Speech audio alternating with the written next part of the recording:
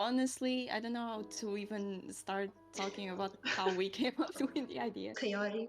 The protagonist may or may not cause a doomsday. A clone of Dom Sebastian, an old Portuguese king, massive Dom Sebastian simp. Yeah. I think this is awesome. Hi gamers and developers, and welcome to another GDT vlog. On today's vlog, we're going to talk about Summer Slow Gems 2023, specifically the narrative Slow Summer Gems. If you've never heard of this gem before, this is a collection of game gems that happened during the summer. This one happened during the summer of 2023, and each month there is a different gem where you can participate. The one we're going to talk about is the narrative one. So this gem lasted for 14 days, and the theme for this gem was Doomsday. So here we have two team members of team number one, because we had two teams participating on this gem, and their game is called Slaybastian the II and the Wool of Doom. So this is a very fun name and a very fun game. I think you're going to enjoy this game and the vlog in particular. So I'm gonna let them introduce themselves. Maybe Alexandra, you can start. Thank you. Hi, my name is Alexandra. I was the lead programmer on Slaybastian. I have a high interest in programming, so it was fun to experiment with PenPy, and I also love writing. What about you, Joanna? Hello, I'm Joanna. I was the lead artist, and I like to make art for games. And I like visual novels, so it was fun to work on a kind of wacky visual novel for once. Yes.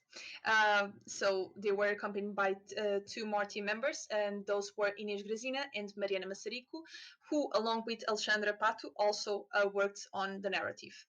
So that's the team. Now, I want to talk about this amazing game. Because not only is the name amazing, the game is amazing. So, what can you tell us about your game and how you developed the game on this team? Honestly, I don't know how to even start talking about how we came up with the idea. Fair enough. There was a lot of chaos, so to speak. So we had this massive brainstorming session about what our goals were for the at then unnamed project, which then developed into Slaybastian. Inez is actually studying history, so she was an inspiration for this particular gem. So we went with, okay, let's make historical fiction. What about? Okay, let's do something chaotic. But players need to feel like they have a choice. So, and it goes like this: you play as a clone of Dom Sebastian, an old Portuguese king. This clone is a massive Dom Sebastian simp.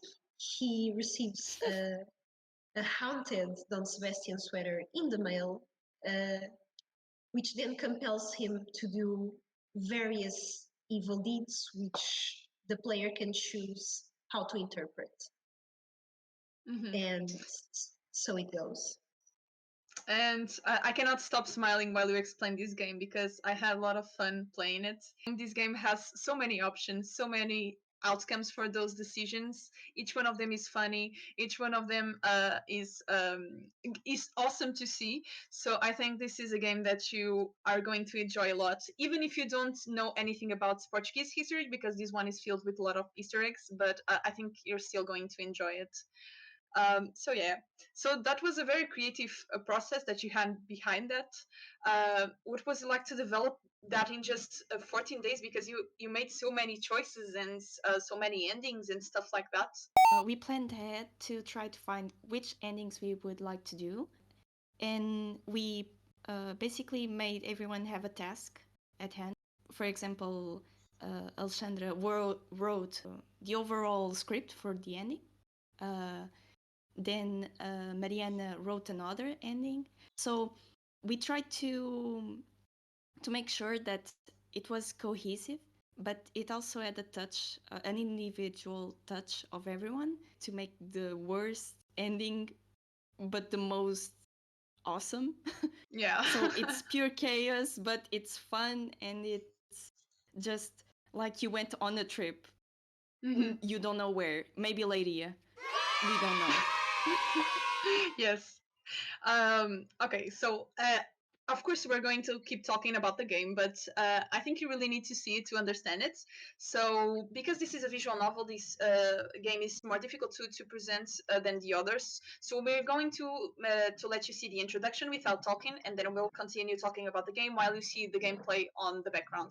So Alexandra, if you want to share the game, Of course. and we'll see the introduction, the beginning, and then we'll discuss about the decisions. So go ahead.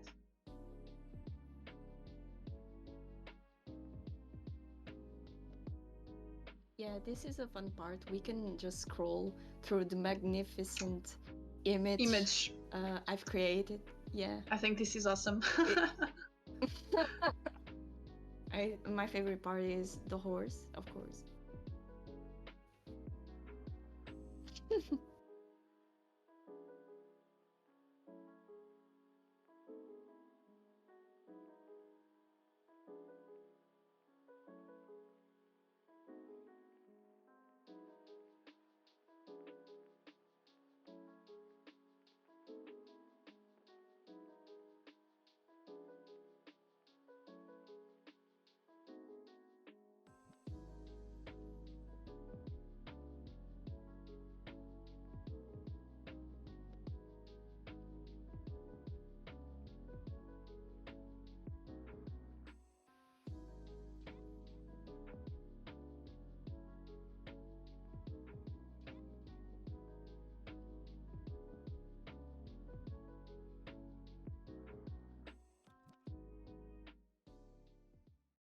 Okay.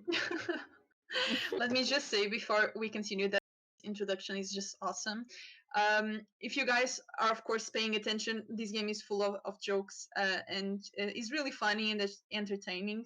So while Alexandra keeps playing on the background, I'm going to continue asking some questions. So you talked about this clown and how it was a sim for Sebastian, or is a sim for Sebastian.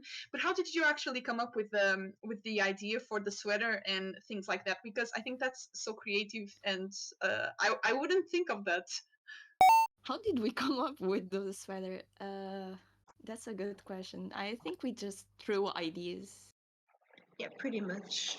We during that brainstorming session, we just drew up all the ideas that we thought were fun to explore, and then we tried the most chaotic combination, if you Yes. I will. remember at least that the initial idea was that the sweater was gonna have uh, Sir Sebastian's face on it, Hmm. but I think the simple design, uh, besides being simpler to draw, also is kind of iconic because as we progress in the game through one route, it gets progressively hashtag different. So I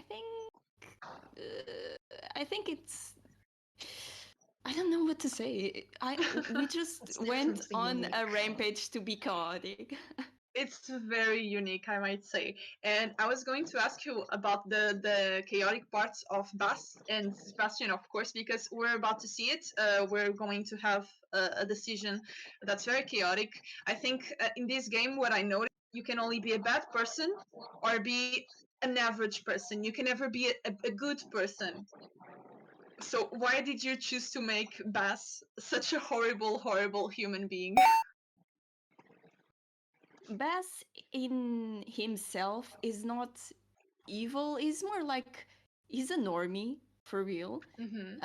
But since the haunted shirt makes him do evil deeds, it's up for his interpretation of evil. So he can just be. He's kind of nasty. He's stingy. He's not good, but he's also very neutral in that sense. Hmm. It's like, He's just a loser, pretty much. yeah, Yes, exactly. exactly.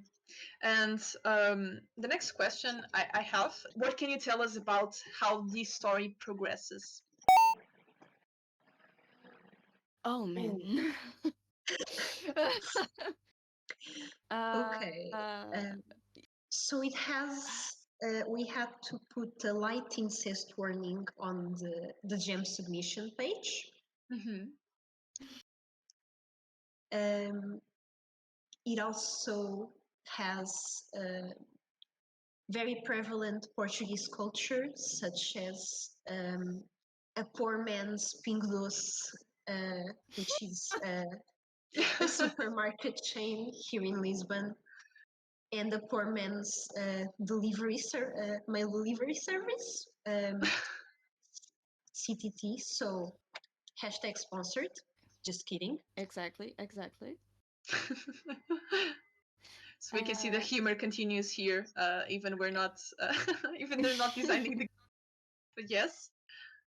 yeah, basically outside of working or while we were working, we were always joking around and even putting Oh more yeah. ideas inside the game.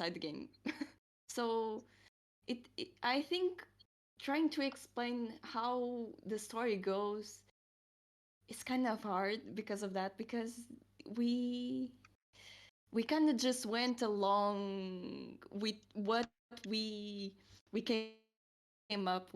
So even though we had our endings defined, what came between that is something you have to experience yourself for real. Mm-hmm. We did go for a very absurdist approach. We Yes. had an outline made so we could keep a coherent story, but within the storyline itself, we just had fun with it, and it was awesome. Yes. I think we're going to move on onto the gem itself, and you will be able to play the game. As always, it will be on our link description in YouTube, so you can go check it out. So I'd like to talk more about the gem now. So, what did you think about the gem?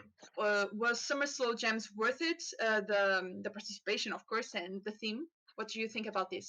Absolutely. My God. Uh, the team, the community, because I did visit their Discord page. Um, they were very supportive. The team itself was very fun and fit perfectly into the story. I think it was a very supportive gem in the sense that there was a community you could reach out to, and even when the game was streamed, even though in our opinion they didn't get to see a lot of it, um, we saw that people were enjoying the game and enjoying other games that were shown on stream. So it was a really fun gem, heartwarming in a sense. Uh, Everyone was kind. Mm-hmm. That's great to hear. So you would agree to that you would participate again on this jam, right? Yes. So Of course. So my last question for you is always the most important one. Do you have any advice for the viewers back at home? Love yourself. exactly. That's great advice. That's the message we want to transmit with Yes, this game. exactly. I think you can learn a lot about loving yourself from Sebastian. Not sorry, Bass. From Bass. Bass. And yeah, I think that's great advice. I completely agree. And I think that's it for today. So, as always, you can check our other videos in our channel. You can check their game down below on the description. Their game is on itch.io, like I mentioned before. It's great. Anyone can play it. They made it very accessible. I think it's available in Mac, Windows, and Linux, right? Hmm. Yes, so anyone can play this game, of course. And as always, keep watching our other videos, keep up with our social media, and we'll see you on the next video. Keep jamming. Bye. Thank you for your Bye. time.